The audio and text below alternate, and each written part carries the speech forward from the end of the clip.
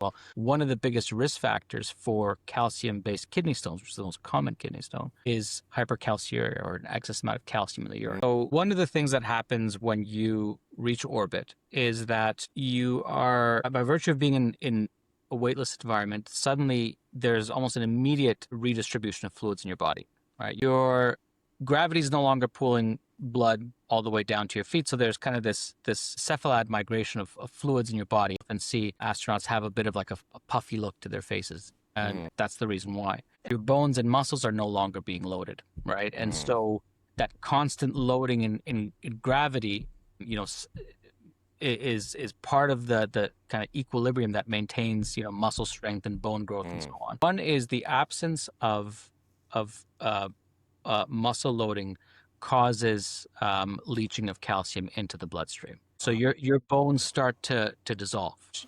There's something on the order of about 1.5% of bone mineral density loss per month in space. Wow. And so, when that calcium kind of dissolves from the bone, well, it has to go somewhere, right? And it ends up getting filtered, and you end up having more calcium in the urine. Well, one of the biggest risk factors for calcium-based kidney stones, which is the most common kidney stone, is hypercalciuria, or an excess amount of calcium in the urine. Space shuttle era, your risk of kidney stone goes up significantly. I mean, can they just, at the risk of oversimplifying interventions, can they just be told you must drink this much water? Yep. I imagine that's just one of many variables. Yep, absolutely. And so water intake is a huge part of it. And that's gotten better, especially with, the life support system that exists on the space station now. So the biggest way to try to mitigate this is to prevent it in the first place, right? So one of the reasons why selection criteria are so stringent, if you've ever had a history of kidney stones, you're basically out. You can't be selected to the program.